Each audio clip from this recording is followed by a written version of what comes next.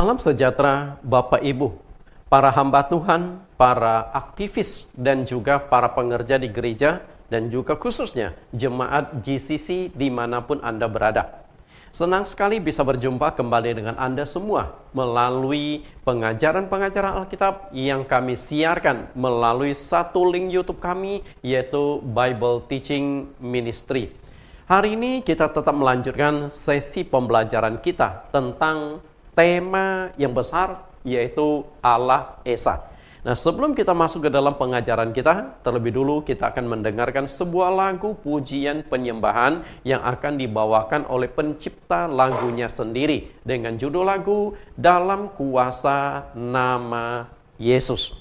Dibawakan oleh Bapak Pendeta Jonathan Prawira. Mari kami persilakan.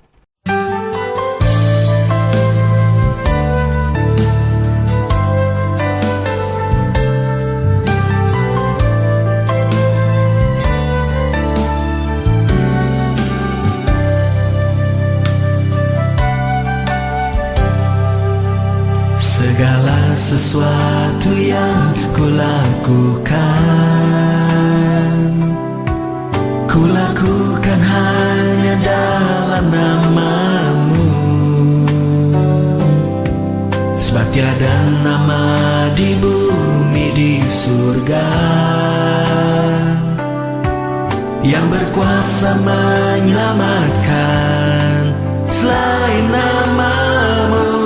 Di dalam kuasa nama Yesus,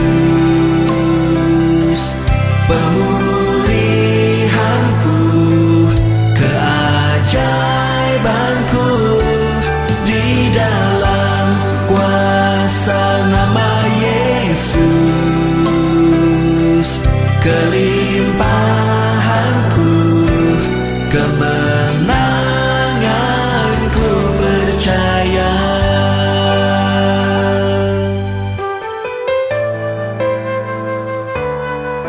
Segala sesuatu yang kulakukan hanya dalam nama-Mu. Sebab tiada nama di bumi di surga yang berkuasa menyelamatkan selain nama-Mu. Di dalam kuasa nama Yesus, pemulihanku, keajaibanku.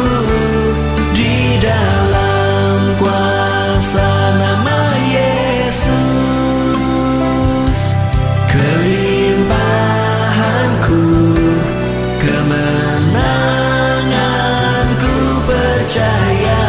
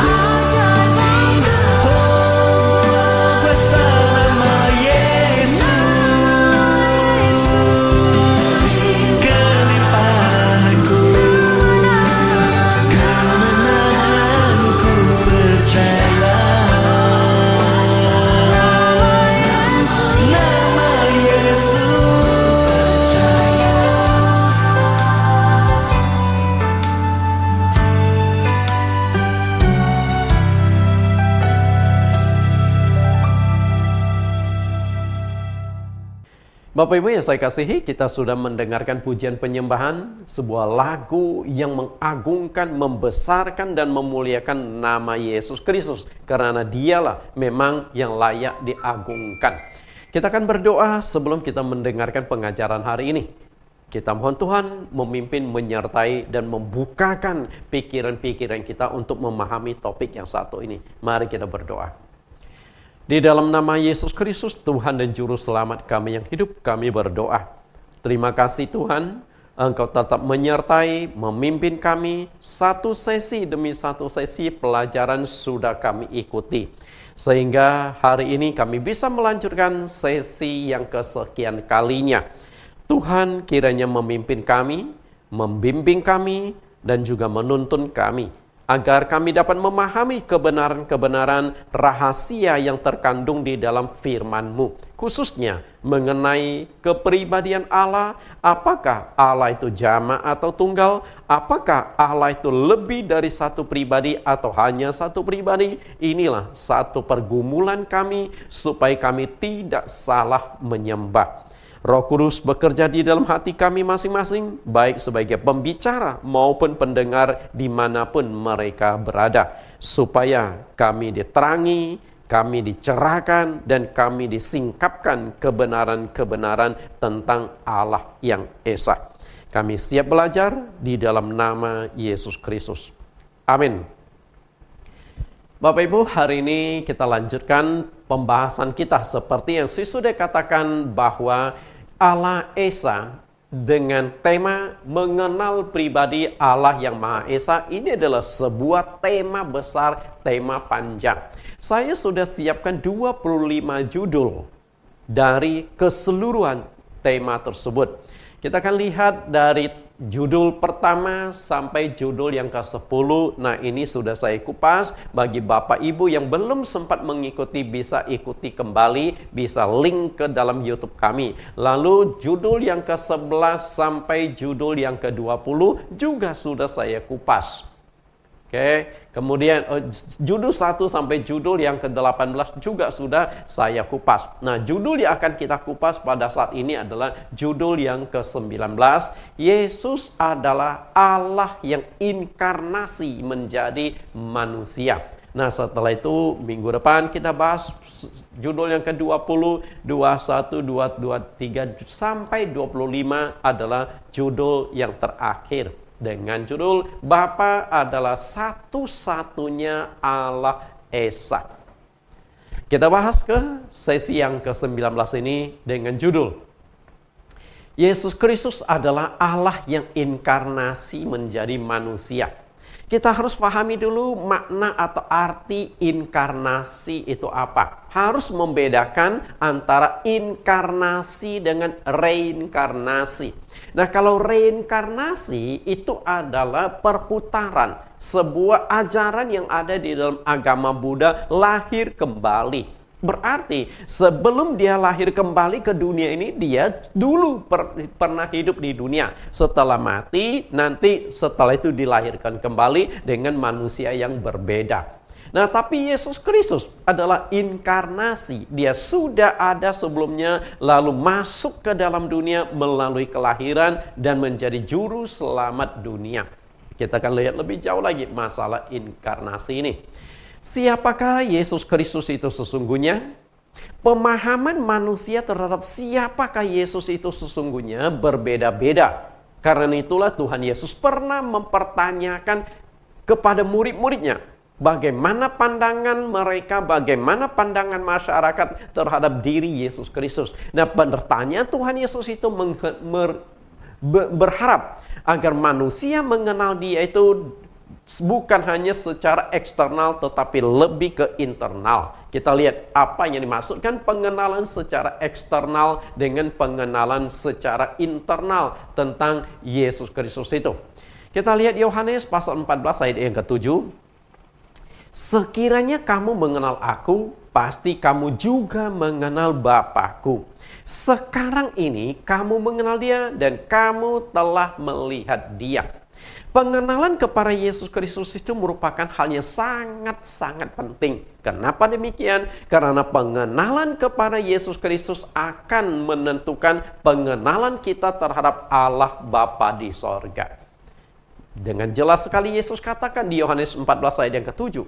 Jika engkau sudah mengenal aku, berarti sudah kenal Bapa di sorga. Jika engkau sudah melihat aku, berarti sudah melihat Bapa di sorga. Artinya itu apa? Seharusnya adalah Yesus Kristus adalah Allah dari Allah di sorga. Nah, untuk tugas-tugas tertentu, khususnya tugas penyelamatan, lalu dia datang ke dunia, lahir ke dunia, inkarnasi menjadi seorang manusia. Karena itulah saya katakan pengenalan terhadap diri Yesus Kristus itu sangat-sangat penting. Nah, kita akan lihat dulu bagaimana pengenalan manusia dari sisi eksternal dan sisi internal. Nah, yang dimaksudkan dengan sisi eksternal dan internal adalah pandangan-pandangan masyarakat tentang siapakah Yesus itu sesungguhnya. Itu menurut saya adalah pengenalan secara eksternal. Mereka hanya mengenal tapi tidak mendalami. Dan memang faktanya pengenalan secara eksternal ada agama-agama tertentu yang menganggap bahwa Yesus Kristus adalah salah satu dari nabi-nabi yang pernah hidup di dunia. Berarti level Yesus Kristus itu ya sejajar dengan nabi. Nah, bagaimana mungkin seorang nabi dijadikan Tuhan? Nah, itulah komplain mereka. Kenapa orang Kristen menjadikan Yesus sebagai yang adalah nabi menjadi Tuhan? Nah, itu mereka yang tidak bisa terima. Lalu pertanyaan pengenalan yang kedua adalah pengenalan secara internal. Nah, menurut saya pengenalan secara internal pun masih ada masalah. Maka muncullah yang namanya doktrin Tritunggal. Lalu munculnya Allah Tunggal, Allah Esa, Oneness, Jesus Only, dan macam-macam doktrin-doktrin untuk memahami siapakah sesungguhnya Yesus Kristus itu. Seandainya semua orang Kristen atau internal Kristen sudah mengenal Yesus itu dengan baik, tentu tidak akan berbeda-beda. Misalnya tentang Tritunggal saja, mereka mengatakan Yesus itu tidak sama dengan Bapa. Padahal Yesus sudah katakan, kalau engkau sudah lihat aku, sudah lihat Bapa, sudah mengenal aku, sudah mengenal Bapa. Nah, bagaimana dikatakan bahwa Yesus tidak sama dengan Bapa? Nah, ini kan pertanyaan. Berarti pengenalan kita terhadap Yesus masih perlu dikaji ulang.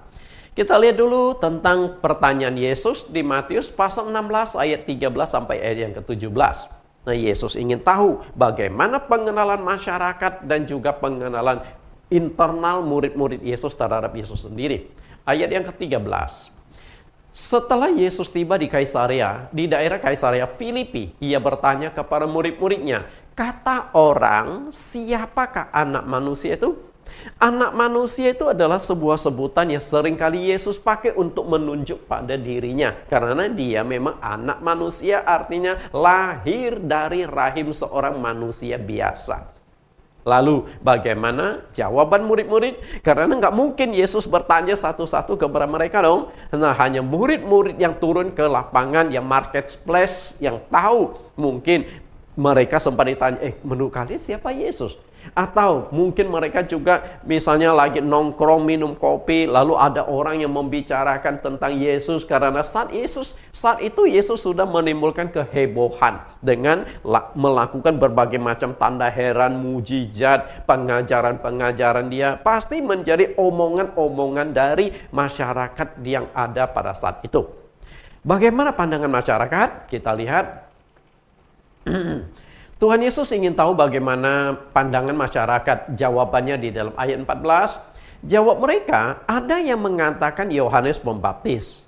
Tapi harus tahu, Yohanes Pembaptis saat itu ketika Yesus mempertanyakan siapakah aku ini menurut mereka, saat itu Yohanes Pembaptis sudah mati, kepalanya sudah dipancung. Nah, agaknya ini ada semacam konsep reinkarnasi. Jadi mereka yang sudah mati karena itu dihidupkan kembali menjadi manusia lain dalam diri Yesus Kristus. Lalu ada juga yang mengatakan Elia. Ada pula mengatakan Yeremia atau salah satu dari para nabi. Nah, yang dimaksudkan Elia kemudian Yeremia atau nabi-nabi itu adalah nabi-nabi yang hidup di masa perjanjian lama. Berarti mereka percaya nabi salah satu dari nabi perjanjian lama hidup kembali dalam diri Yesus Kristus. Karena itulah mereka bukan hanya orang Yahudi, Kelompok-kelompok agama tertentu di dunia pun masih menganggap Yesus ini hanya salah satu dari nabi-nabi yang pernah hidup di dunia. Lalu Yesus tidak puas dengan pemahaman tersebut. Sekarang Yesus mengejar murid-muridnya. Bagaimana pandangan murid-murid terhadap Yesus. Ayat 15, lalu kata Yesus bertanya kepada mereka, tetapi apa katamu? Siapakah aku ini? Jadi tadi saya sudah katakan, pengenalan kepada Yesus secara eksternal dan pengenalan secara internal. Nah, pengenalan secara eksternal adalah bagaimana pandangan masyarakat terhadap Yesus, dan pengenalan secara internal adalah bagaimana pengikut-pengikutnya, khususnya murid-murid Yesus, memahami siapakah Yesus itu sesungguhnya. Dari kalimat ini kita bisa menarik sebuah kesimpulan bahwa Yesus Kristus itu merindukan manusia itu bukan mengenal dia secara global, mengenal secara eksternal, tapi mengenal dia secara spesifik, mengenal dia secara tepat. Artinya itu begini loh. Yesus itu menghendaki manusia mengenal Allah itu bukan secara global. Karena pengenalan kepada Allah secara global itu contohnya, siapakah Allah itu? Oh, Allah itu adalah pencipta. Dialah yang menciptakan alam semesta. Dialah yang menciptakan planet-planet. Dialah yang menciptakan segala makhluk di bumi, menciptakan segala makhluk di laut, menciptakan manusia. Itu pengenalan secara global. Nah, semua agama juga setuju bahwa Allah adalah sang pencipta. Lalu ketika ditanya lebih jauh, apakah Allah itu punya nama? Kalau punya, namanya siapa? Lalu Allah yang pencipta ini siapakah sesungguhnya? Apakah dia satu pribadi, dua pribadi, tiga pribadi, atau bagaimana? Nah, ini pengenalan secara spesifik. Itu yang dikehendaki oleh Tuhan Yesus. Pengenalan secara spesifik. Siapakah sesungguhnya Yesus itu diungkapkan oleh satu murid Yesus yang adalah pakar dalam dunia roh. Artinya, kenapa saya katakan pakar dalam dunia roh? Karena rasul yang satu ini memang punya talenta melihat dalam dunia roh. Karena itulah kemampuan dia yang melihat dalam dunia roh, dia banyak menuliskan jati diri Yesus Kristus yang dia lihat dalam dunia roh di dalam dunia nyata berupa kitab-kitab. Maka muncullah beberapa kitab yang ia tulis memperkenalkan Yesus lebih spesifik lagi. Ada Injil Yohanes, ada 1, 2, 3 Yohanes. Kemudian satu lagi adalah kitab Wahyu yang benar-benar merupakan kitab dunia roh. Karena banyak berbicara tentang penglihatan, tentang masa yang akan datang, tentang kehancuran dunia dan lain sebagainya di akhir zaman.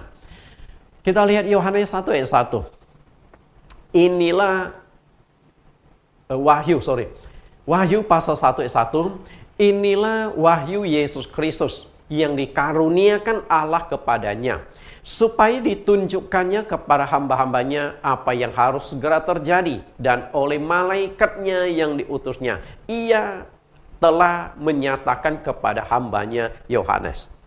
Ia telah menyatakan kepada hambanya Yohanes. Ia yang dimaksudkan di sini adalah Yesus Kristus. Karena kitab Wahyu muncul adalah apa yang ingin Yesus sampaikan kepada Rasul Yohanes berupa penglihatan di dalam dunia roh, lalu dituliskanlah menjadi kitab Wahyu. Artinya Yesus Kristus yang mewahyukan secara langsung.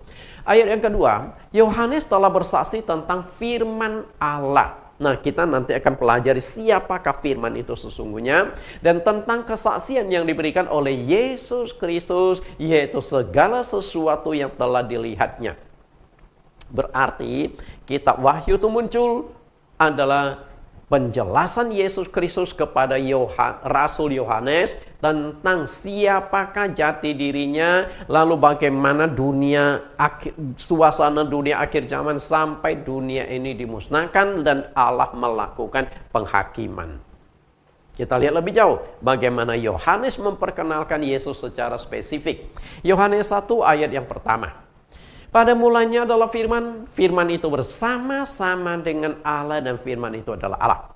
Salah satu penyebab munculnya doktrin Dwi Tunggal Tritunggal adalah karena gaya bahasa penulisan Alkitab itu seringkali menggunakan gaya bahasa majemuk atau jamak. Perhatikan di Yohanes pasal 1 ayat 1 ini adalah bahasa jamak. Pada mulanya adalah firman. Firman itu bersama-sama dengan Allah. Perhatikan kata bersama-sama. Kata bersama-sama itu nggak mungkin tunggal. Pasti ada lebih dari satu. Maka di sini seakan-akan ada dua nih. Firman dan Allah. Sang Logos dipisahkan. Padahal apakah firman dengan Allah itu bisa dipisahkan? Seharusnya tidak bisa dipisahkan. Tapi dalam konteks tertentu kelihatannya terpisah. Maka di ayat kalimat yang di bawahnya, firman itu adalah Allah sendiri. Misalnya, saya dan perkataan saya. Nah, saya dan perkataan saya itu bisa dipisah nggak? Bisa. Tapi nggak bisa dipisahkan dalam konteks tertentu. Begini loh. Saya bisa memisahkan perkataan saya dengan saya. Ketika saya merekam suara saya di handphone, merekam suara saya di rekaman tape recorder dan sebagainya. Nah, setelah itu saya dengar, bukankah saya dengan suara saya sudah terpisah? Tapi apakah betul saya dengan suara saya bisa terpisah? Tentu tidak. Seandainya suara saya dengan saya bisa dipisah, artinya dua oknum yang berbeda, seharusnya Ahok tidak masuk ke dalam penjara, betul? Karena Ahok dikatakan menista agama, itu kan hasil rekaman pidato beliau di daerah tertentu. Nah, setelah itu pidatonya yang cukup panjang, hampir 1 jam, dipotong sini, potong sana, diedit sini, edit sana. Jadilah muncul sepotong kalimat, Ahok menista agama tertentu. Masalah demo berjilid-jilid, demo besar-besaran, sampai akhirnya Ahok harus masuk ke dalam penjara. Betul? Kalau perkataan bisa dipisahkan. Nah, demikian pula Allah. Firman itu adalah perkataan Allah. Kekuatan Allah. Nah, setelah itu firman dengan Allah bisa dipisahkan, satu kesatuan. Karena dia yang melakukan penciptaan. Nah, setelah itu kita langsung lihat ayat yang ke-14. Firman itu telah menjadi manusia. Artinya apa? Allah menjadi manusia. Karena firman itu adalah Allah sendiri. Dengan sendirinya. Berarti firman menjadi manusia itu adalah Allah menjadi manusia. Nah, inilah yang saya pakai menggunakan istilah inkarnasi. Karena sebelum dia menjadi manusia, dia sudah ada. Tinggal masuk ke dalam dunia. Nah, bagaimana proses dia masuk ke dalam dunia? Yaitu lewat kelahiran. Lewat kelahiran. Nah, dari sini kita bisa mengambil sebuah kesimpulan kecil. Yesus Kristus adalah Allah yang lahir menjadi manusia. Itu dia.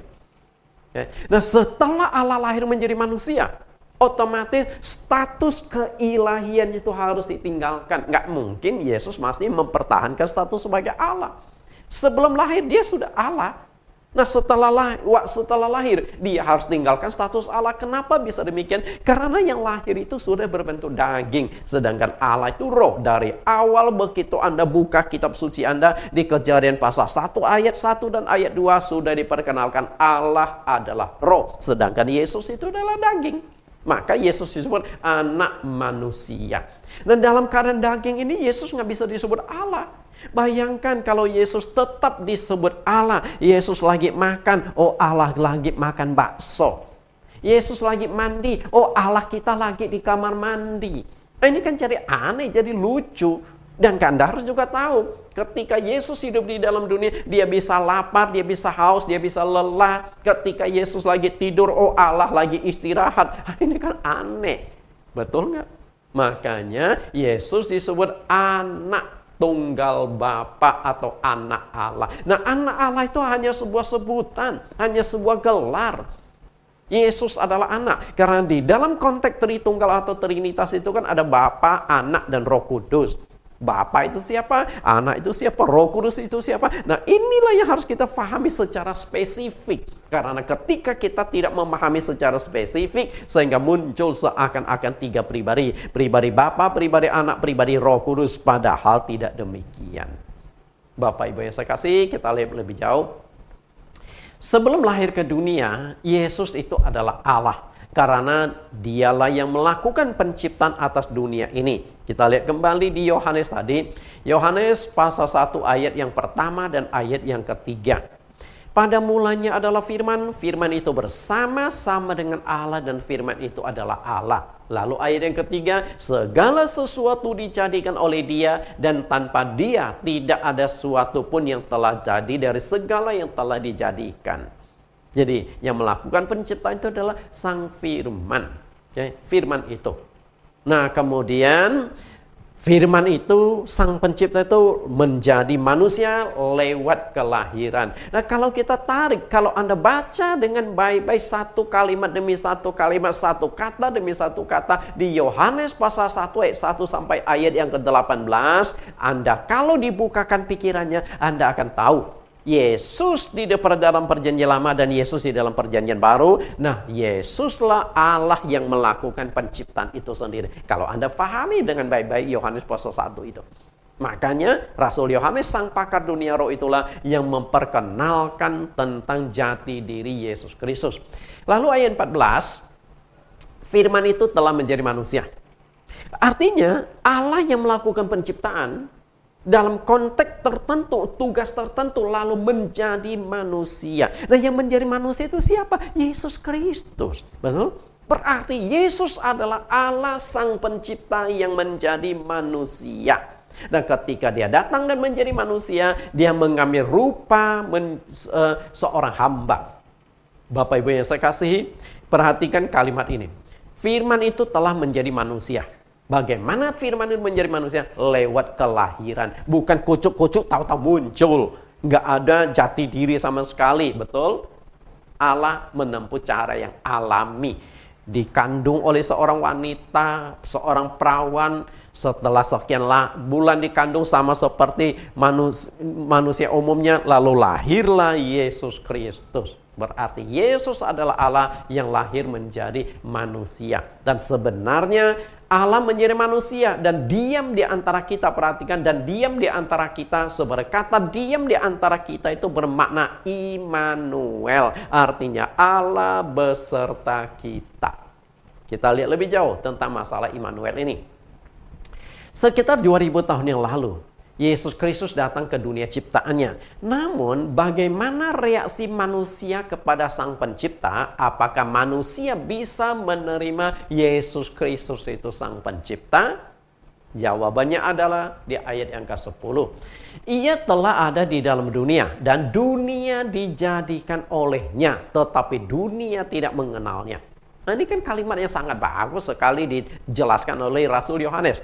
Artinya dia sudah ada di dunia. Dia sudah lahir ke dunia menurut Rasul Yohanes. Dan dunia ini diciptakan oleh Dia. Nah yang dimaksudkan oleh Dia itu siapa? Yesus Kristus. Karena Yohanes sedang memperkenalkan siapakah Yesus itu sesungguhnya. Tapi Yohanes katakan di kalimat selanjutnya, dunia tidak mengenalnya.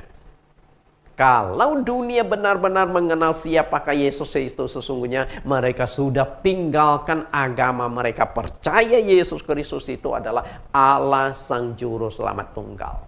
Betul? Tapi karena tidak mengenal, ya mereka masih berkutat di agama masing-masing. Semua agama aktif di agama mereka. Karena tidak mengenal.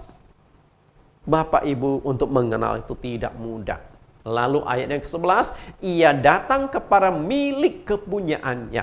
Nah, milik kepunyaannya ini bisa berkonotasi dua hal. Pertama, menunjuk bangsa Israel sebagai bangsa pilihan, akhirnya menolak Yesus, menyalibkan Yesus. Kenapa bisa demikian? Karena mereka tidak mengenal Yesus sesungguhnya siapa. Nah kemudian milik kepunyaan menunjukkan semua manusia. Karena semua umat manusia di dunia itu seharusnya diciptakan oleh Yesus Kristus. Tapi mayoritas tidak terima. Okay. Dari 8,5 miliar manusia saat ini ada sekelompok ateis lah. 1 miliar lebih. Nah sisanya kan percaya Tuhan. Nah, orang Kristen hanya sekitar 2,6 miliar. Berarti lebih banyak yang tidak percaya Yesus itu adalah Allah yang menjadi manusia. Penyebab tidak percaya adalah tidak mengenal siapakah Yesus itu sesungguhnya. Maka peribahasa yang mengatakan tidak kenal maka tidak sayang. Kalau Anda sayang, Anda pasti menerima Dia. Betul? Karena kenapa Anda tidak menerima Dia? Anda tidak sayang Dia. Kenapa Anda tidak sayangnya? Karena Anda tidak mengenal Dia. Itu masalahnya. Kita lihat orang-orang kepunyaannya ini. Orang-orang kepunyaan itu, sang pencipta itu satu sisi bangsa Israel, sisi lain itu adalah semua manusia. Namun Yesus Kristus itu sebenarnya adalah sang pencipta. Penolakan itu disebabkan karena tidak mengenal siapakah Yesus itu sesungguhnya. Maka saya katakan pengenalan itu sangat-sangat penting. Kita akan lihat mengenal Yesus Kristus sebelum lahir ke dunia. Bagaimana keilahiannya? Apakah dia benar-benar Allah? Nabi Yesaya, Allah melalui Nabi Yesaya mengungkapkan di Yesaya 9 ayat yang kelima, sebab seorang anak telah lahir untuk kita, seorang putra telah diberikan untuk kita, lambang pemerintahan ada di atas bahunya, dan namanya disebut orang penasihat ajaib, Allah yang perkasa, Bapa yang kekal, Raja damai. Bapak Ibu perhatikan, sebutan-sebutan keilahian, kealahan Yesus Kristus sebelum dia lahir ke dunia. Ada yang disebut penasihat ajaib. Penasihat ajaib itu artinya maha tahu. Kalau dia nggak tahu bagaimana dia bisa menjadi penasihat, artinya dia tahu segala sesuatu sehingga dia baru bisa menjadi penasihat yang ajaib. Lalu yang kedua adalah Allah yang perkasa. Nah, Allah yang perkasa itu menunjukkan Allah yang maha kuasa. Jadi maha tahu, maha kuasa, kemudian Bapa yang kekal. Nah, bangsa Israel dari zaman perjanjian lama pun sudah sering kali menyebut Allah itu sebagai Bapanya. Nah, sama juga kita hari ini menyebut Yesus Kristus, menyebut Allah itu sebagai Bapa kita. Jadi Yesus itu sudah dapatkan status sebagai Allah, Bapa di perjanjian lama dan perjanjian baru. Kemudian Raja Damai. Raja di atas segala raja. Nah, Raja Damai itu artinya dia memberikan sukacita, memberikan pengharapan, memberikan jaminan keselamatan di dalam hidup manusia. Nah, sebutan-sebutan keilahian itu sudah Yesus pegang sebelum dia lahir ke dunia. Dan sesuai dengan nubuat Nabi Yesaya tadi, bahwa Allah itu atau Bapa itu akan lahir oleh seorang perawan. Kita lihat di Yesaya 7:14. Sebab itu Tuhan sendirilah yang akan memberikan kepadamu suatu pertanda. Sesungguhnya seorang perempuan muda mengandung dan akan melahirkan seorang anak laki-laki, dan ia akan menamakan dia Immanuel. Kalau dalam bahasa Indonesia itu tidak begitu jelas. Hanya dikatakan seorang perempuan muda. Nah, seorang perempuan muda belum tentu perawan. Tapi kalau seorang perawan juga belum tentu perempuan muda. Tapi kalau dalam kitab suci bahasa Inggris, nah itu lebih jelas virgin. Dalam bahasa asal pun lebih jelas. Atau bahasa Chinese pun jelas bahwa ia adalah seorang yang belum punya suami. Seorang yang masih perawan melahirkan seorang anak laki-laki. Perhatikan kata Immanuel tadi. Immanuel. Kita perbandingkan kata Immanuel di ayat yang sudah kita baca di Yesaya 7 ayat yang ke-14. Lalu sang Immanuel ini dikenapi atas diri siapa? Dalam Matius pasal yang pertama ayat 23. Sesungguhnya anak darah. Nah, ini mulai jelas nih, anak darah. Anak darah itu menunjukkan ini masih gadis.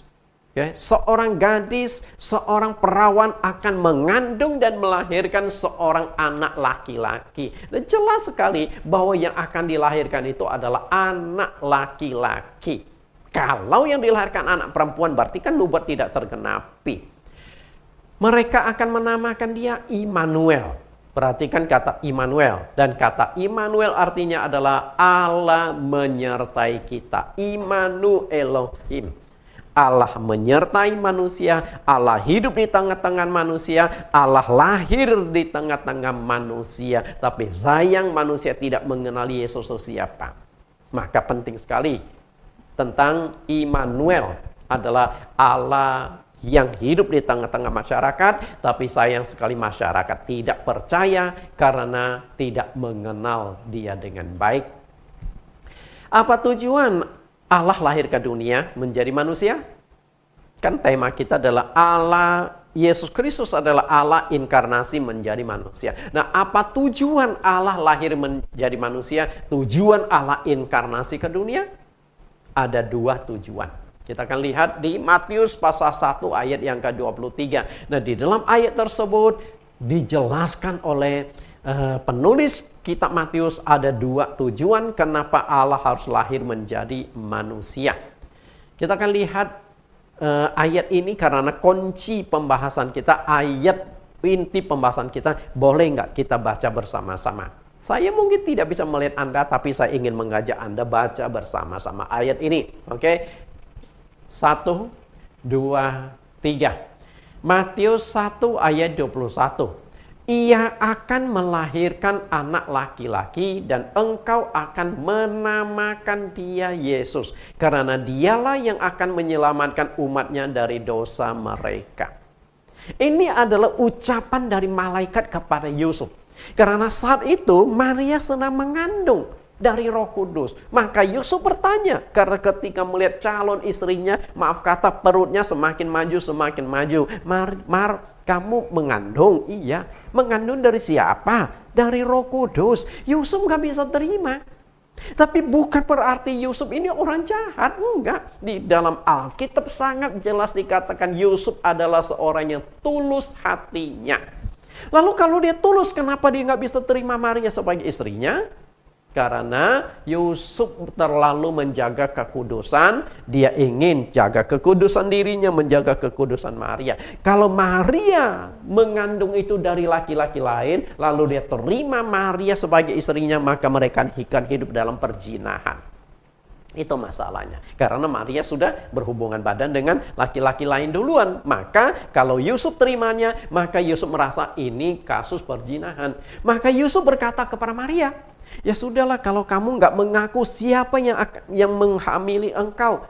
Kalau begitu kita pisah baik-baik. Nanti kamu kembalilah kepada laki-laki itu. Maria nggak bisa buktikan. Aku mengandung dari Roh Kudus. Aku mengandung dari Roh Kudus. Gimana cara buktikan? Hanya butuh keyakinan atau kepercayaan Yusuf kepadanya.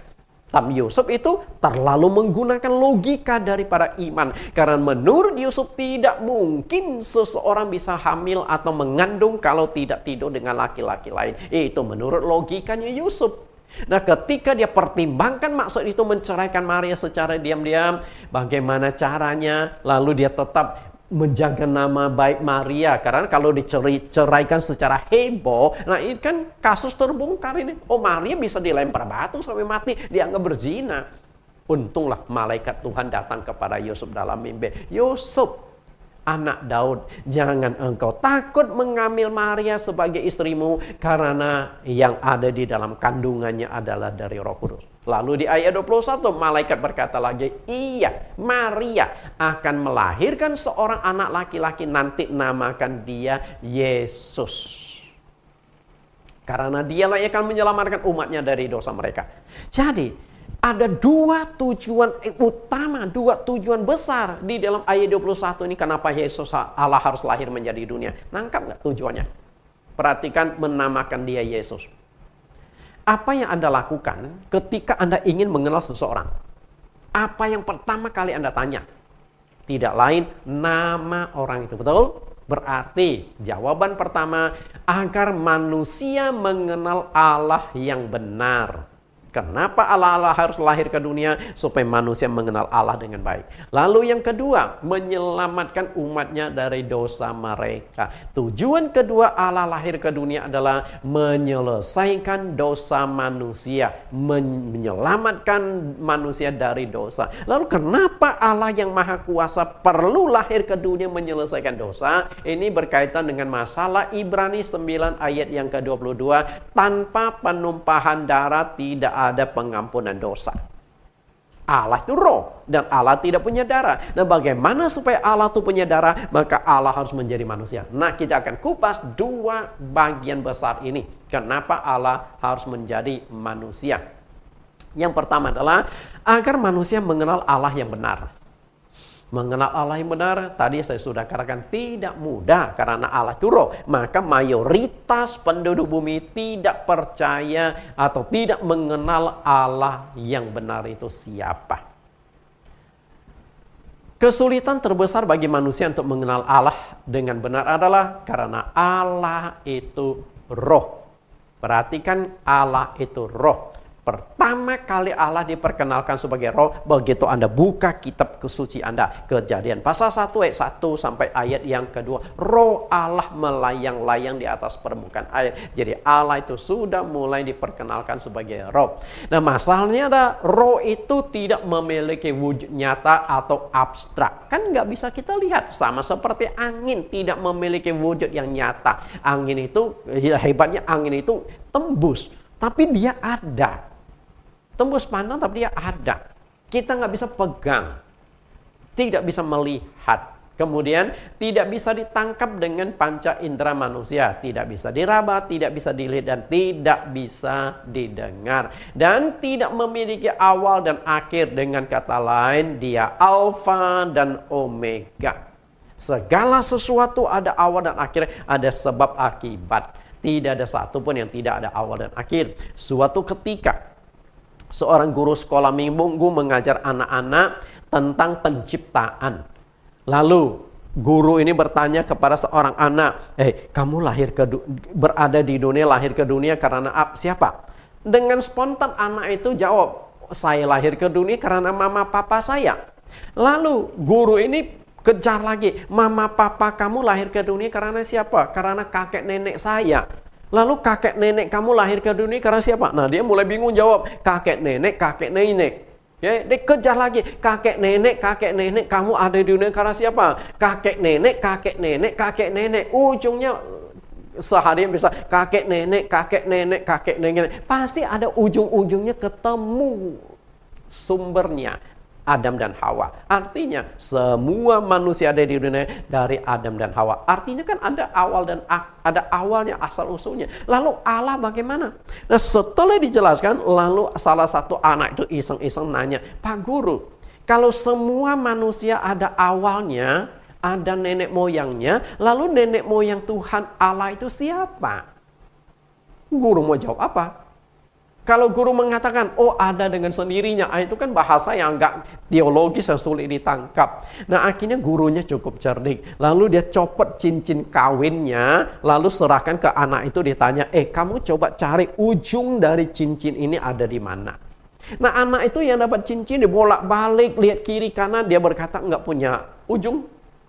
Nah, lalu guru berkata, nah demikian pula Allah. Dia tidak punya awal, dia tidak punya akhir, dia alfa dan omega. Jadi ada dengan sendirinya, kita nggak bisa tanya bagaimana Allah itu ada.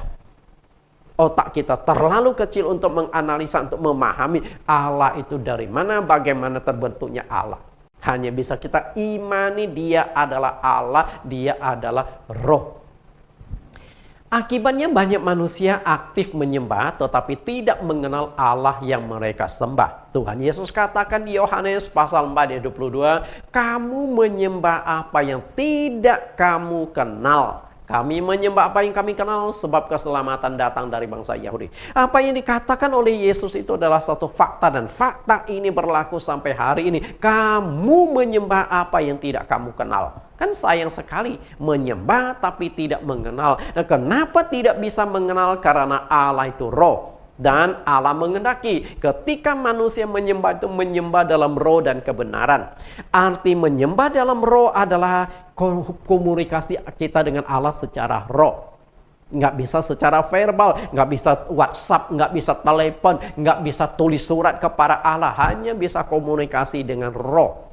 Okay? Dan Allah roh, maka tidak boleh mewujudkan Allah dalam bentuk materi, tidak boleh dalam gambar-gambar, tidak boleh dalam ukiran-ukiran, dalam patung-patung, karena Allah itu roh. Lalu menyembah dalam kebenaran, artinya penyembahan kita harus sesuai dengan kebenaran. Karena apa itu kebenaran? Di Yohanes 17 ayat 17 dikatakan, kuduskanlah mereka dalam kebenaran, firman-Mu adalah kebenaran. Berarti kebenaran itu adalah firman Tuhan. Berarti penyembahan kita harus sesuai dengan firman Tuhan. Kalau tidak, berarti kita di luar kebenaran. Bagaimana cara Allah atau roh memperkenalkan diri dan berkomunikasi dengan manusia ciptaannya? Bapak Ibu yang saya kasih, tadi kita sudah lihat Allah adalah roh. Lalu bagaimana cara Allah berkomunikasi dengan manusia yang adalah daging? Bapak Ibu, ada sebuah ilustrasi. Ini ada sebatang pohon. Pohon ini cukup tinggi. Dan pohon ini adalah menghasilkan semacam buah yang disukai oleh burung-burung di udara. Karena itu banyak sekali burung-burung yang terbang ke pohon ini lalu hinggap kemudian makan biji-bijian yang di pohon ini. Tapi masalahnya muncul. Ternyata di bawah pohon ini ada seorang pemburu menembaki burung itu satu demi satu. Dor jatuh. Sudah banyak burung yang ditembak dan jatuh. Nah, katakanlah Anda adalah seorang pecinta binatang, pecinta burung. Anda ingin selamatkan burung itu. Pertanyaan saya adalah, apa yang Anda harus lakukan demi menyelamatkan burung-burung itu? Saya pernah tes ke mahasiswa saya. Semoga jawaban Anda. Saya tidak tahu. Mungkin saya bisa terkah jawaban dari Anda pun tidak jauh dari mahasiswa teologi saya. Ada yang mahasiswa teologi saya berkata, oh dekati saja yang pegang pistol, kasih tahu, Pak jangan nembaki burung ini, kasihan. Lalu yang bapak ini berkata, saya kan cari nafkah, burung ini saya tembak, saya jual di pasar supaya dagingnya bisa dimakan oleh manusia. Oke, salahnya di mana? Dan kebetulan burung-burung yang ditembak itu bukan burung yang dilarang oleh pemerintah atau burung yang hampir punah. Kan ada burung hampir punah, berarti dia akan melanggar. Nah, yang ditembak kan burung-burung yang masih boleh ditembak, masih boleh dikonsumsi oleh orang. Anda harus lakukan apa? Cara pertama gagal. Kalau Anda ngotot, Pak, tolonglah jangan. Akhirnya si bapak ini berkata, emang itu burung kamu? Kalau ada tulis nama kamu Nathan, saya nggak akan tembak itu burung. Nah, ini kan ujung-ujungnya bukan burung yang ditembak, Anda yang ditembak nantinya. Betul? Oke, cara pertama gagal. Lalu cara kedua, mahasiswa saya berkata, oke, saya akan usir. Saya teriak. Lalu saya pakai kayu yang tinggi, goyang-goyang supaya burung itu kabur. Oke, burung itu memang melihat di bawah rame, ada suara teriak-teriakan, bunyi kentang, mungkin Anda bunyikan alat-alat tertentu yang menghasilkan suara yang mengagetkan burung, memang terbang semua. Tapi 15 menit kemudian datang lagi di sini makan buah tersebut. Karena rasa laparnya itu mengalahkan daya ingat burung itu. Ditembak lagi jatuh. Cara kedua gagal. Lalu cara ketiga, mahasiswa saya berkata, oh tebang saja pohon itu. Hei, hati-hati, itu pohon milik pemerintah. Anda tebang, Anda bermasalah. Cara ketiga juga gagal. Oke? Mau cara apa lagi? Lalu, ada yang mengatakan, rebut saja senapannya. Bapak Ibu, ini kan cara pertama sudah, rebut. Berantem sama orang. Satu-satunya cara adalah berubahlah menjadi seekor burung. Oke? Berubahlah Anda menjadi seekor burung, kemudian terbang ke atas pohon itu dengan bahasa burung, beritahukan kepada burung-burung itu, hei kalian jangan hinggap di pohon ini, carilah pohon yang lain, karena di bawah pohon ini ada seorang pemburu yang sedang menembakkan kalian satu demi satu. Karena burung dengan bahasa burung dia mengerti, akhirnya terbang semuanya. Ada risiko nggak? Ada. Risikonya Anda dipikir burung Anda yang ditembak oleh pemburu itu. Anda bisa mati. Itu sebuah risiko. Tapi sekarang Anda sudah bisa komunikasi dengan burung-burung itu dengan bahasa burung, berbicara kepada mereka agar tidak hinggap di pohon ini. Nah, ternyata itulah cara yang dilakukan oleh Allah supaya manusia itu bisa mengenal dia bisa berkomunikasi dengan manusia. Maka di Yohanes pasal 1 ayat 1 dan ayat 14 tadi, pada mulanya adalah firman itu bersama-sama dengan Allah, dan firman itu adalah Allah, dan firman itu telah menjadi manusia. Artinya Allah menjadi manusia. Karena Allah dalam roh nggak mungkin komunikasi dengan manusia. Dalam konteks tertentu memang mungkin bisa saja. Misalnya manusia dapat penglihatan, manusia mendengar suara. Tapi kan kesulitan. Maka cara satu-satunya Allah menjadi manusia. Siapa yang saya maksudkan? Yesus Kristus adalah Allah yang menjadi manusia. Nah, hidup di dunia kurang lebih 30 tahun, tapi masa pelayanan kurang lebih 3 tahun. Dia mulailah 3 tahun dengan bahasa manusia, memperkenalkan Allah yang benar, memperkenalkan adanya penghakiman, memperkenalkan cara menyelesaikan dosa, memperkenalkan bagaimana supaya manusia lolos dari penghakiman, masuk ke dalam sorga. Nah, itulah yang diajarkan Yesus Kristus lebih kurang 3 tahun lamanya. Dan hasilnya adalah muncullah kitab suci yang kita jadikan pegangan orang-orang Kristen ini. Dan kitab suci sudah memadai bagi kita untuk memperoleh anugerah keselamatan asal saja kita ikuti petunjuk di dalam kitab suci. Maka di dalam Timotius mengatakan kitab suci adalah penuntun kita memperoleh keselamatan. Bapak Ibu yang saya kasih, cara yang ditempuh oleh Allah. Berarti ketika kita mengenal Yesus, maka kita sudah mengenal Allah Bapa. Maka Yesus katakan di Yohanes 14 ayat yang ke-7, sekiranya kamu mengenal aku, pasti kamu juga mengenal Bapakku. Sekarang ini, bukan nanti, bukan dulu, sekarang, saat ini, detik ini, kalian telah melihat Dia. Kan luar biasa. Artinya, murid yang ada di hadapan murid-murid itu sebenarnya Allah yang inkarnasi menjadi manusia. Ketika kita melihat Yesus, berarti sudah melihat Allah. Mengenal Yesus, berarti sudah mengenal Allah. Berarti Yesus itu adalah Allah itu sendiri. Bapak Ibu yang saya kasihi, karena itulah, kalau kita sudah mengenal Allah itu sebenarnya, sudah mengenal Yesus seperti sudah mengenal Allah itu sendiri. Yohanes 14 ayat yang ke-8. Tapi apakah murid-murid itu bisa menangkap perkataan Yesus di dalam ayat ini? Ketika kalian melihat aku, melihat Bapa. Mengenal aku sudah melihat Bapa. Tidak. Karena di dalam pikiran murid-murid itu ada dui tunggal. Allah Bapa di sorga, Yesus itu di dunia. Berarti ada dua pribadi. Kenapa Yesus berdoa? Karena dia berdoa kepada Bapa di sorga. Nah, konsep dui tunggal itulah yang menghalangi mereka untuk memahami Yohanes 14 ayat yang ke-7. Bapak Ibu, berarti Tritunggal juga konsep manusia. Bapa satu pribadi, anak satu pribadi, Roh Kudus satu pribadi. Karena saat ini Roh Kudus belum dimunculkan secara jelas. Yesus belum jelaskan secara lebih terang tentang Roh Kudus. Jadi hanya Bapa dan anak, dui tunggal. Nah, setelah itu kan zaman sekarang ada 3 kan, Bapa, Anak, Roh Kudus, Tritunggal. Maka menurut saya konsep Tritunggal ini adalah konsep pikiran manusia, bukan konsep kebenaran Alkitab. Karena tidak mengerti, akhirnya murid-murid ingin bertanya tapi tidak berani. Maka mereka saling sikut, yuk yang tanya deh, yuk yang tanya deh. Nggak ada satupun yang berani tanya, termasuk Petrus yang dianggap ketua atau kepala para rasul. Kena sikut, Petrus juga geleng-geleng kepala. Kenapa? Karena takut kena semprot gurunya. Dan akhirnya yang kena sikut terakhir mungkin namanya Filipus. Dan Filipus yang bertanya. Ketika Filipus bertanya pun dia bukan bertanya untuk diri sendiri, tapi mewakili teman-temannya yang pada bengong semua. Oke, maka dia gunakan kata ganti ke orang ketiga jamak kami. Kita lihat pertanyaan Filipus. Tuhan, tunjukkanlah Bapa itu kepada kami. Itu sudah cukup bagi kami. 2 kali dikatakan kami, bukan saya.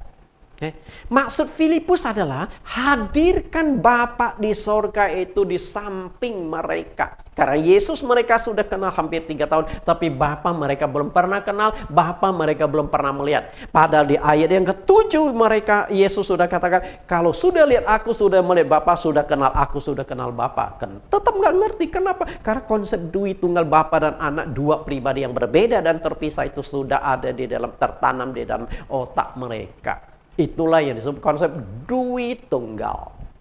Berarti konsep dui tunggal adalah konsep pikiran murid-murid atau pikiran manusia. Konsep tritunggal pun sebenarnya sama, itu konsep pikiran manusia, bukan konsep Alkitab.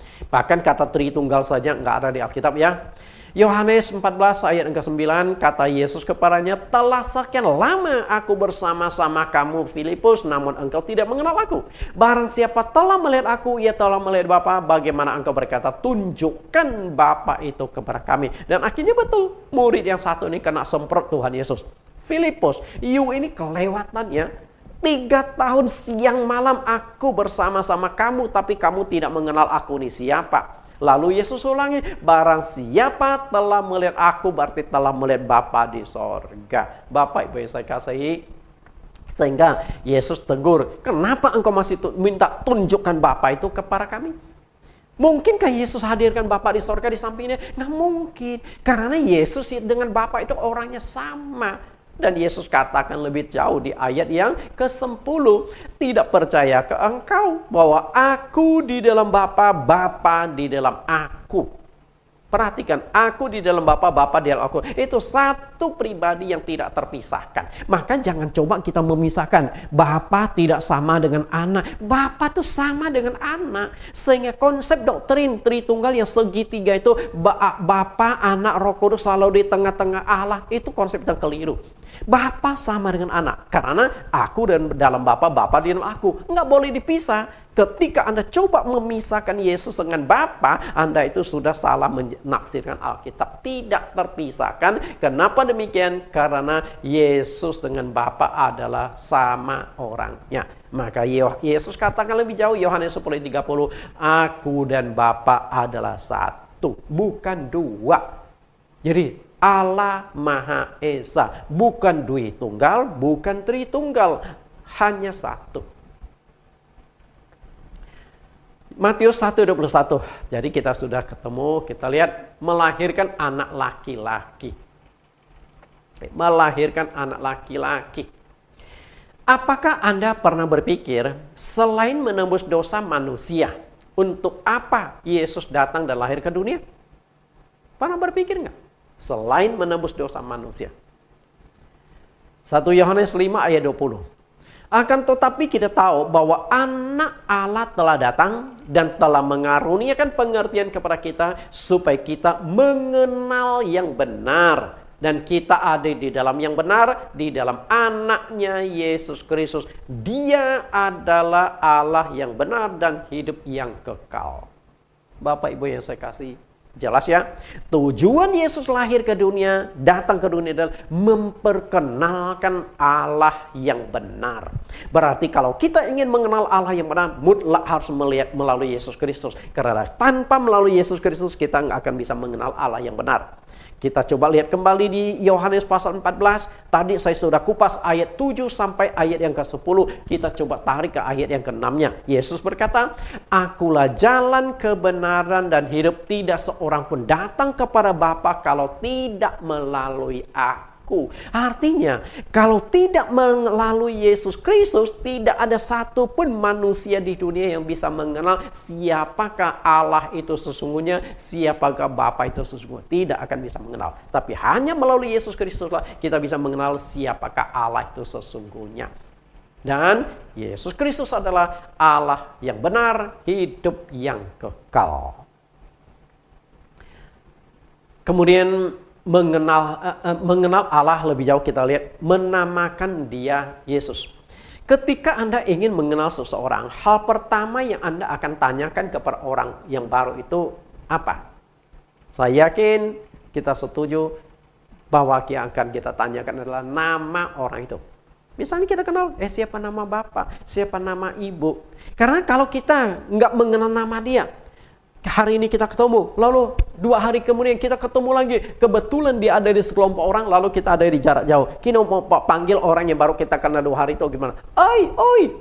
Nah ketika Anda panggil oi, di sana ada 10 orang melihat Anda. Ada apa ini orang? Tapi kalau Anda sudah kenal namanya dari 10 orang, Pak Nathan. Nah yang nama Nathan ini akan melambai atau datang kepada Anda yang akan memberikan reaksi. Mungkin orang itu hanya melihat dan mereka tidak merasa dipanggil. Tapi kalau panggil, 10 orang akan menoleh. Mereka pikir Anda sedang memanggil dia. Jadi nama adalah identitas. Karena itulah ketika mau mengenal Allah, paling awal adalah kita mengenal nama Allah itu siapa. Ketika agama lain ditanya, siapa sih nama Allah kalian? Lalu mereka jawab, nama Allah kami adalah Yesus Kristus. Nah itu tinggal dibaptis besoknya. Betul? Nggak mungkin lah. Tapi kalau orang Kristen ditanya, siapa sih Allah yang kalian sembah? Yesus. Langsung namanya, to the point. Oke? Mengenal nama Allah. Melalui Yesus Kristus kita bisa mengenal nama Allah Bapa di sorga. Kemudian siapakah nama Allah Bapa itu sesungguhnya? Apakah namanya YHWH? Saya sudah pernah jelaskan di sesi sebelumnya, sesi 17-18, siapakah sesungguhnya nama Allah itu? Apakah YHWH itu nama Allah? Bagi kelompok agama Kristen, kelompok Kristen tertentu mengatakan YHWH itu nama Allah. Cuman uniknya YHWH itu lalu mereka terjemahkan menjadi Yahweh atau Yehova. Jadi kata mereka Yahweh itu nama Allah. Padahal menurut saya tidak. Harus bedakan antara nama dengan sebutan. Oke lah, itu pelajaran yang lalu saya tidak kupas supaya tidak campur aduk, supaya kita memahami Allah dengan jelas dan waktunya cukup untuk menjelaskan. Silakan mengenal kembali nama Allah itu siapa, dan yang paling penting itu adalah ketika Yesus di dunia dia sudah memperkenalkan nama Allah. Lalu nama Allah yang diperkenalkan Yesus siapa? Kita lihat Yohanes pasal 17 ayat 6 dan ayat 11. Yohanes 7:6, Aku telah menyatakan namamu kepada semua orang yang engkau berikan kepadaku dari dunia. Mereka itu milikmu, dan engkau telah memberikan mereka kepadaku, dan mereka telah menuruti firman-Mu. Bapak Ibu perhatikan, Yesus katakan, aku telah menyatakan. Artinya memperkenalkan namamu yang dimaksud Yesus namamu itu adalah Bapa. Karena kita harus lihat konteks Yohanes pasal 17 adalah Yesus berdoa kepada Bapa. Kita kutip isi doa Yesus di dalam ayat yang ke-6 ini. Aku telah menyatakan namamu kepada semua orang. Artinya semua orang di dunia itu sudah pernah mendengar nama Allah. Tapi mereka tidak tahu itu adalah nama Allah. Nah, ketika Yesus hidup 3 tahun, pernah nggak Yesus berkata, nama Allah adalah YHWH, nama Allah adalah Yahweh atau Yehova? Pernah nggak? Nggak pernah. Bahkan ketika ketemu kata YHWH langsung diganti dengan menyebut Kyrios. Kyrios artinya Tuhan. Bapak Ibu, artinya YHWH itu sebutan. Dalam Yohanes memperkenalkan nama Bapa. Bagaimana cara Yesus memperkenalkan nama Bapa? Apakah dia pernah mengatakan nama Bapa dari Yahweh? Tidak pernah sama sekali. Tidak pernah. Lalu di dalam ayat yang ke-11. Dan aku tidak ada lagi di dalam dunia, tetapi mereka masih ada di dalam dunia. Dan aku datang kepadamu, ya Bapa yang kudus. Peliharalah mereka dalam namamu, yaitu namamu yang engkau berikan kepadaku, supaya mereka menjadi satu sama seperti kita. Ternyata cara Yesus memperkenalkan nama Bapa itu ada di dalam kalimat yang sedang saya beri garis bawah dan juga diganti warna dari biru ke merah. Peliharalah mereka itu murid-murid atau pengikut-pengikut Yesus dalam namamu, yaitu namamu yang engkau berikan kepadaku. Artinya Bapa itu punya sebuah nama. Nama Bapa dikasihkan ke anak. Nah, selama ini kita kenal nama anak adalah Yesus Kristus. Dengan sendiri nama Bapa adalah Yesus. Nangkap nggak Bapak Ibu? Nama Bapa adalah Yesus. Coba kita lihat lebih jauh. Bagaimana nama Bapa itu dikasih ke anak. Yohanes 1:19 kata karena Yusuf suaminya seorang yang tulus hati dan tidak mau mencemarkan nama istrinya di muka umum, ia bermaksud menceraikannya diam-diam. Ayat 20, tetapi ketika ia mempertimbangkan maksud itu, malaikat Tuhan datang kepadanya dalam mimpi dan berkata, Yusuf anak Daud, janganlah engkau takut mengambil Maria sebagai istrimu, sebab anak yang di dalam kandungannya adalah dari Roh Kudus. Nah, ayat 21 perhatikan baik-baik. Ia akan melahirkan anak laki-laki dan engkau akan menamakan dia Yesus, karena dialah yang akan menyelamatkan umatnya dari dosa mereka. Ternyata nama Bapa dikasihkan ke anak adalah peristiwa ketika Maria sedang mengandung dari Roh Kudus. Malaikat datang kepada Yusuf. Yusuf, jangan takut ambil Maria sebagai istrimu, karena anak yang di dalam kandungan dari Roh Kudus. Istrimu akan melahirkan seorang anak laki-laki dan namakan dia Yesus. Ternyata nama Yesus itu adalah titipan dari Allah di sorga lewat malaikat kepada Yusuf yang calon istrinya sedang mengandung. Nah, ini peristiwa nama Bapa dikasih anak. Berarti Bapa punya nama adalah Yesus. Nah, kita sudah kenal nama Allah itu siapa? Nama Allah itu adalah Yesus. Kita sudah temukan jawaban yang pertama ya. Agar manusia mengenal Allah yang benar. Lalu yang kedua, menyelamatkan umatnya dari dosa mereka. tujuan Allah lahir ke dunia adalah menyelamatkan dosa manusia.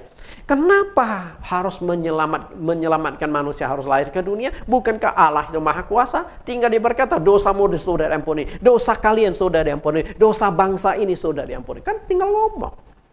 Bapak Ibu yang saya kasih, kita harus memahami konteks Alkitab secara sistematis. Secara sistematis. Tujuan yang kedua Allah lahir menjadi manusia adalah menyelamatkan manusia dari dosa. Perhatikan itu secara gambar ini. Sebelum Adam dan Hawa melanggar perintah Allah makan buah pengetahuan baik dan jahat, hubungan mereka dengan Allah itu dekat. Mereka bisa berkomunikasi dengan Allah. Tapi gara-gara mereka memakan buah pengetahuan baik dan jahat, melanggar perintah Allah, sudah mulai ada jarak. Maka mereka diusir dari Taman Eden. Sudah ada pemisahan. Allah juga tidak bisa lagi bersama dengan mereka karena mereka sudah berdosa. Sedangkan Allah itu Roh yang kudus.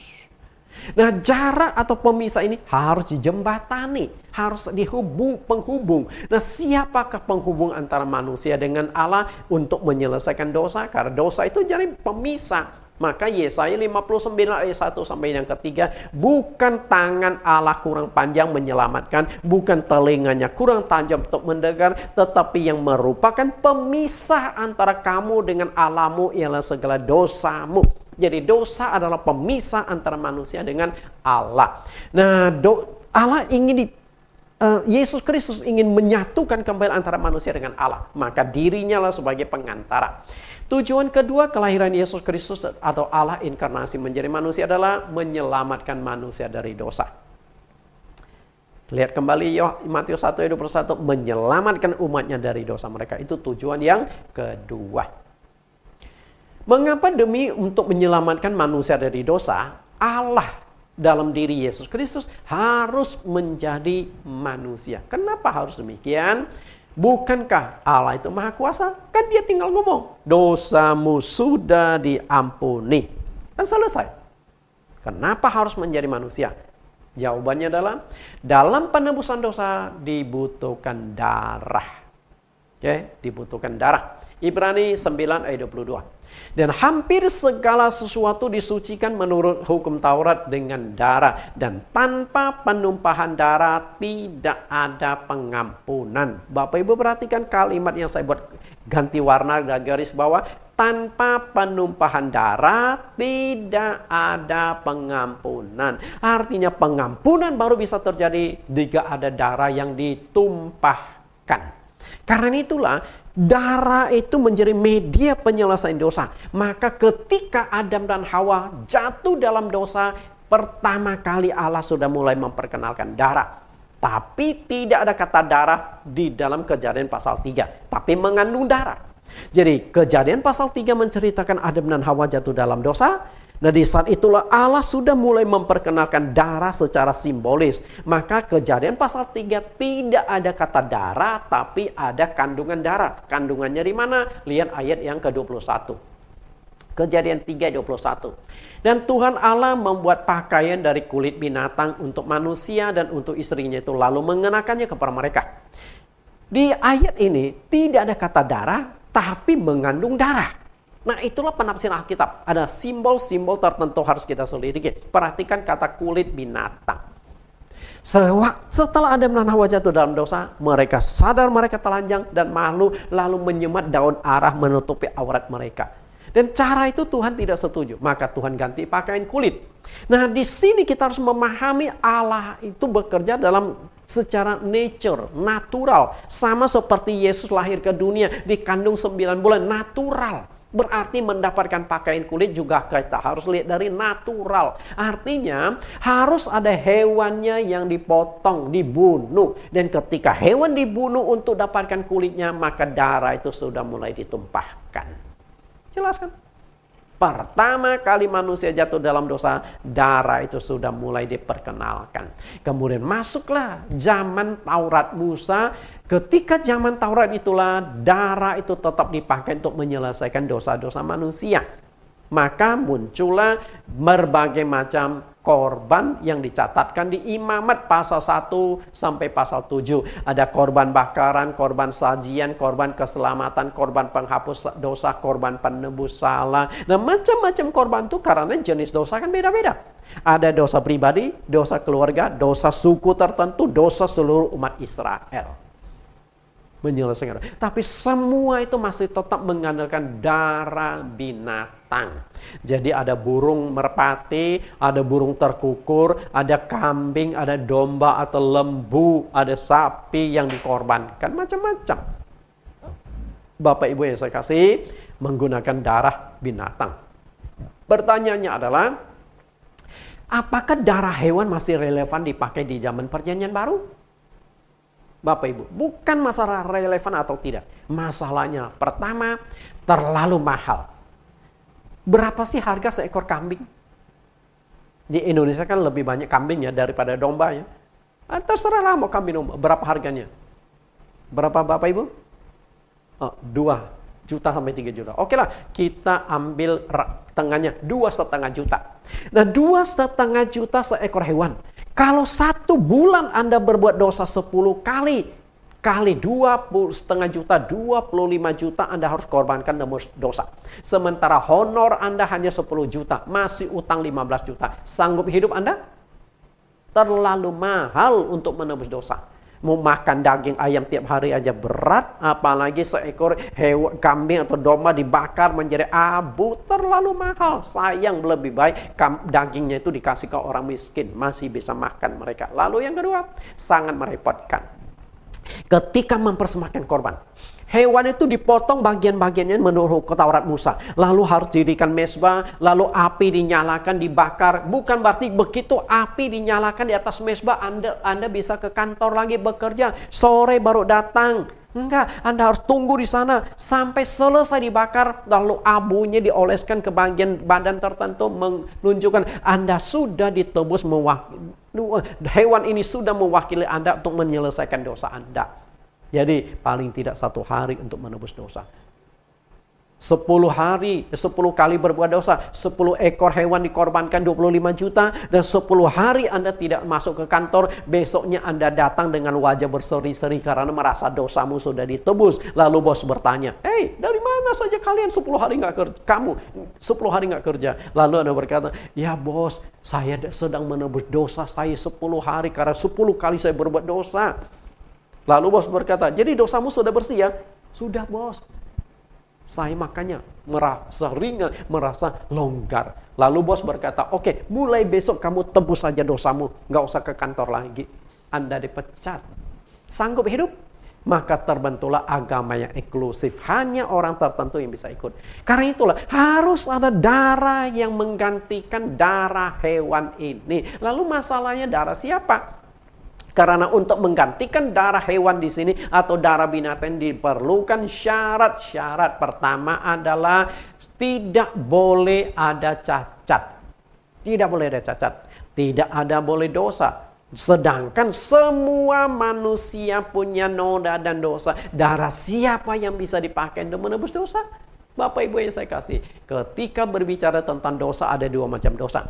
Dosa turunan, dosa yang bersumber dari nenek moyang kita dan Hawa. Semua manusia kalau masih termasuk keturunan dari Adam dan Hawa punya dosa turunan. Yang kedua adalah dosa pribadi, dosa yang dibuat secara pribadi setiap orang.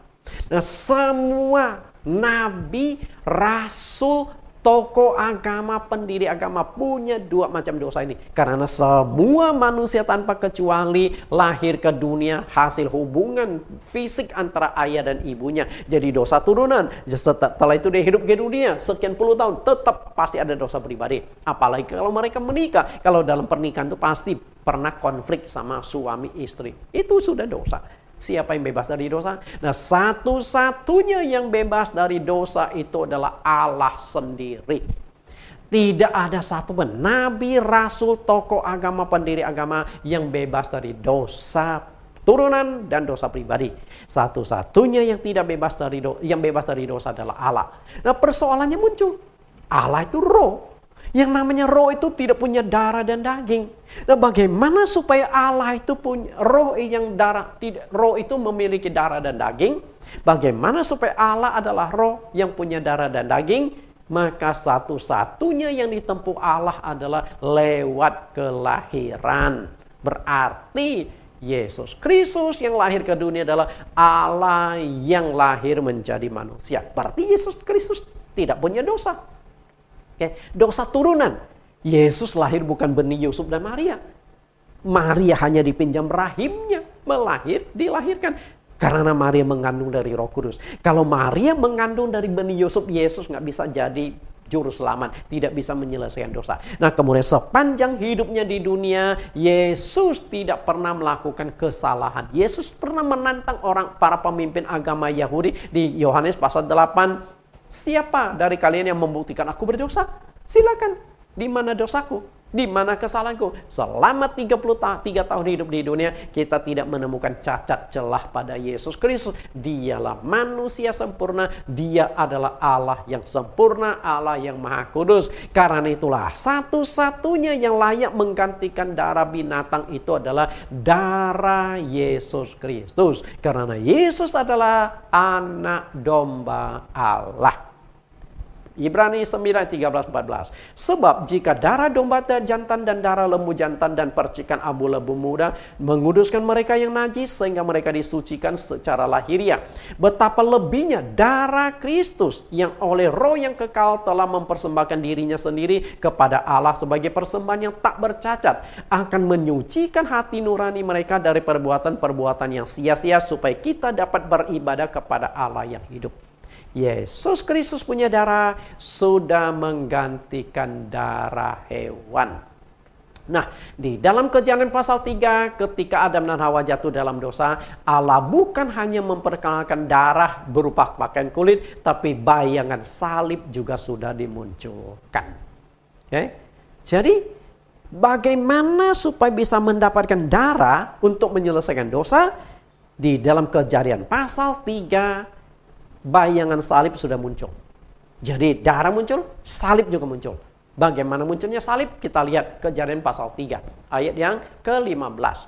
Aku akan mengadakan permusuhan antara engkau dan perempuan ini, antara keturunanmu dan keturunannya. Keturunannya akan meremukkan kepalamu dan engkau akan meremukkan tumitnya. Perhatikan, setelah manusia jatuh dalam dosa, kutukan Allah datang. Adam dikutuk, Hawa dikutuk, ular dikutuk, tanah dikutuk. Nah, ada keturunan. Keturunannya dan keturunannya. Keturunan yang pertama mengacu pada keturunan si ular atau si iblis. Keturunan yang kedua itu mengacu pada keturunan dari Hawa atau perempuan. Keturunan perempuan. Nah, siapakah keturunan perempuan yang dimaksudkan di sini? Perempuan ini dan keturunannya. Kita lihat di Galatia 4:4. Tetapi setelah genap waktunya, maka Allah mengutus anaknya yang lahir dari seorang perempuan dan takluk kepada hukum Taurat. Ternyata keturunan perempuan yang dimaksudkan dalam Kejadian pasal 3 ayat 15 ini adalah Yesus Kristus yang digenapi atas Maria. Seorang perawan tapi melahirkan seorang laki-laki. Dan di sini keturunan ular atau ular iblis akan meremukkan keturunan perempuan akan meremukkan kepala dari ular. Kepala itu adalah simbol kuasa. Artinya Yesus Kristus akan menghancurkan kuasa iblis. Tapi sebagai dampaknya, ular akan meremukkan tumit dari keturunan perempuan. Nah, meremukkan tumit itu paku yang menancap di tumit Yesus itu sudah ada gambaran. Jadi gambaran salib, saudara. Nah, cara mendapatkan darah Allah adalah melalui penyaliban Yesus Kristus. Kan? Lengkap sudah. Kematian Yesus Kristus merupakan puncak karya keselamatan. Sebab hanya melalui kematian Yesus, Allah inkarnasi menjadi manusia, bisa memberikan darahnya untuk menebus dosa manusia. Karena itulah Yesus berkata di Matius pasal 26 ayat 28, sebab inilah darahku, darah perjanjian yang ditumpahkan bagi banyak orang untuk pengampunan dosa. Inilah darahku. Darahku yang dipakai untuk menebus dosa. Sekarang darah Yesus yang kita terima hari ini adalah darah Allah sendiri. Darah Allah yang roh menjadi manusia. Kita lihat lebih jauh. Sebab inilah darahku. Jika Allah atau Yesus tidak pernah dilahirkan ke dunia, apakah Yesus bisa berkata, inilah darahku? Nggak bisa. Lalu apakah manfaat dari darah Yesus? Kita lihat 1 Petrus 1:18-19. Sebab kamu tahu bahwa kamu telah ditebus dari caramu hidupmu yang sia-sia, yang kamu warisi dari nenek moyangmu, bukan dengan barang yang fana, bukan pula dengan perak atau emas, melainkan dengan darah yang mahal, yaitu darah Kristus, yang sama seperti darah anak domba yang tak bernoda dan tak bercacat. Manfaat atau fungsi darah itu adalah menyelesaikan dosa. Lalu ayat 20, ia telah dipilih sebelum dunia dijadikan, tetapi oleh karena kamu baru menyatakan diri pada akhir zaman. Jadi di Kejadian pasal 3 manusia jatuh dalam dosa, Yesus itu sudah hadir menumpahkan darahnya nanti. Kemudian cara menumpahkan darahnya lewat ke penyaliban di kayu salib, mati menumpahkan darahnya. Bapak Ibu yang saya kasih di dalam Tuhan Yesus, kesimpulan kita hari ini adalah 1 Timotius 3:16. Nah, saya ingin mengajak Anda membaca ayat kesimpulan ini. Kita baca ya, sama-sama. 1, 2, 3. 1 Timotius 3 ayat 16. Dan sesungguhnya agunglah rahasia ibadah kita. Dia yang telah menyatakan dirinya dalam rupa manusia, dibenarkan dalam roh, yang menampakkan dirinya kepada malaikat-malaikat, diberitakan di antara bangsa-bangsa yang tidak mengenal Allah, yang dipercayai di dalam dunia, diangkat dalam kemuliaan. Perhatikan kata dia yang menyatakan diri dalam rupa manusia. Yang dimaksudkan adalah Allah yang menyatakan diri dalam rupa manusia. Allah yang inkarnasi menjadi manusia. Nah, untuk apa? Supaya Allah diberitakan, memperkenalkan dirinya, diberitakan di antara bangsa-bangsa yang tidak mengenal Allah. Berarti ketika engkau sudah mengenal Yesus, engkau sudah mengenal Allah. Ketika engkau sudah melihat Yesus, berarti engkau sudah melihat Allah. Kesimpulan kita hari ini adalah Yesus adalah Allah yang lahir menjadi manusia. Tuhan Yesus berkati. Kita tundukkan kepala kita. Terima kasih Tuhan Yesus. Hari ini kami sudah belajar satu pengajaran yang luar biasa engkau singkapkan bagi kami. Allah inkarnasi menjadi manusia. Untuk apa Allah menjadi manusia? Hanya ada dua tujuan. Agar manusia mengenal Allah dengan baik dan agar memiliki darah untuk penebusan dosa manusia. Terima kasih Tuhan, engkau sudah menyingkapkan misteri, menyingkapkan kebenaran yang begitu penting ini. Bukan hanya kepada kami sebagai umat Kristen agar memahami lebih jauh kebenaran firman-Mu, dan juga semoga apa yang sudah hamba-Mu kupas pada sesi yang ke-19 ini, setelah umat Kristen mendengarkan, lalu mereka bisa kirimkan kepada teman-temannya yang belum percaya kepada Engkau sebagai Tuhan dan Juru Selamat, supaya mereka mengerti kenapa kami orang Kristen mempercayai Yesus itu adalah Allah. Supaya kami punya alasan dengan argumentasi berdasarkan ayat-ayat Alkitab ini. Engkau berkati siapapun yang mendengarkan pengajaran ini. Dan setelah mendengar, Tuhan gerakkan, Roh Kudus gerakkan hati mereka untuk menyebarkan lagi kepada teman-teman mereka. Agar semakin banyak orang yang mengenal Allah dengan benar. Terima kasih Tuhan. Inilah doa permohonan hamba-Mu di dalam nama Yesus Kristus. Amin. Bapak Ibu, kita akan mendengarkan sebuah pujian kuasa darah Yesus. Karena kita barusan mendengar tentang darah yang ditumpahkan untuk menebus dosa, maka pujian terakhir ini adalah kuasa darah Yesus. Mari kita dengarkan pujian ini.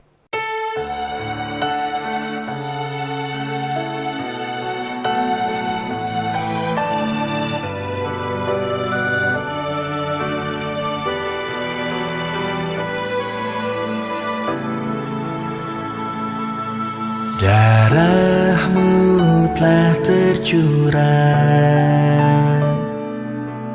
menebusku sempurna dari kutuk dan dosa Yesus Tuhanku, percaya darah Yesus menyucikanku, darah Yesus menyembuhkanku, darah Yesus membebaskanku. Ku alami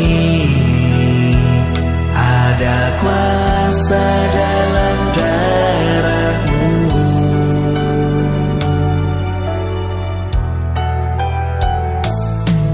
Darah-Mu telah tercurah, menebusku sempurna dari kutuk dan dosa.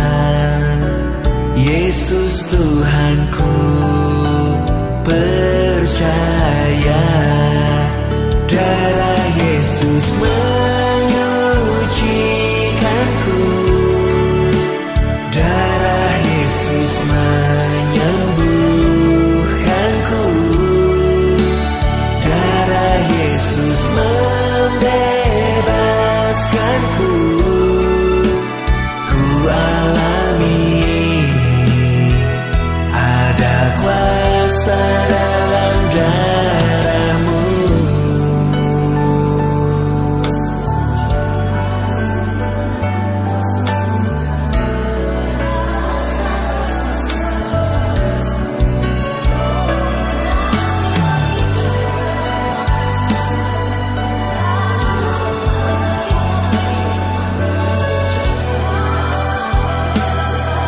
Oh, darah Yesus menyucikanku,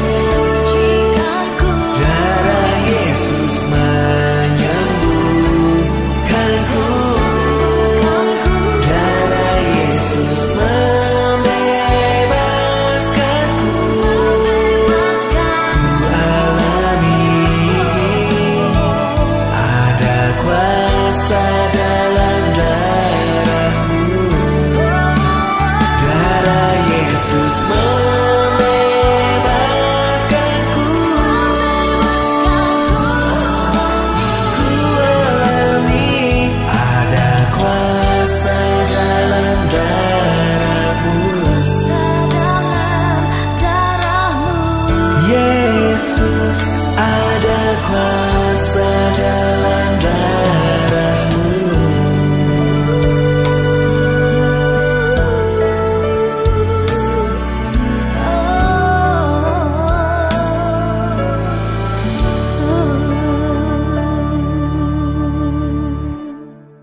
Bagi Anda yang mengikuti sekolah online, sekolah STT ITAI, Institut Teologi Ala Esa, Anda setiap kali sesi pelajaran itu ada 10 pertanyaan yang wajib Anda jawab. Berikut pertanyaannya. 10 pertanyaan. Pertanyaan topik ke-19, Yesus adalah Allah yang inkarnasi menjadi manusia. Pertanyaan pertama, mengapa mengenal siapa Yesus itu sesungguhnya sangat penting? Jelaskan apa yang dimaksud dengan pengenalan eksternal dan internal. Yang kedua, bagaimana pengenalan masyarakat Yahudi? Matius 16 ayat 13 sampai 17 tentang diri Yesus. Siapa Yesus itu menurut mereka? Ketiga, siapakah pakar dunia roh yang memperkenalkan Yesus secara spesifik? 4, apakah Anda percaya bahwa Yesus Kristus adalah Allah Sang Pencipta? Jelaskan menurut pengertian Anda dengan dukungan ayat Alkitab. 5, Allah dalam diri Yesus datang kepada milik kepunyaannya, namun manusia kepunyaannya menolak dia. Apa penyebab penolakan itu? 6, tuliskan teks ayat Alkitab bahwa sebelum lahir ke dunia, Yesus sudah memiliki sebutan keilahian. Jelaskan ayat itu menurut Anda. 7, tuliskan teks ayat Alkitab 2 alasan mengapa Allah harus lahir menjadi manusia dan tuliskan kedua alasan yang dimaksudkan. 8, tuliskan dan jelaskan ayat Alkitab yang menyatakan bahwa jika kita telah mengenal Yesus berarti telah mengenal Allah Bapa. 9, ketika kita mengenal ingin mengenal Allah secara spesifik, maka kita juga harus mengetahui siapa nama Allah itu. Jelaskan nama Allah menurut Anda. 10. Mengapa penembusan dosa harus menggunakan darah? Jelaskan penggunaan darah, versi Perjanjian Lama dan versi Perjanjian Baru. Silakan Anda jawab, ketik rapi dan kirimkan kembali dengan email ke STT ITAI. Tuhan Yesus berkati.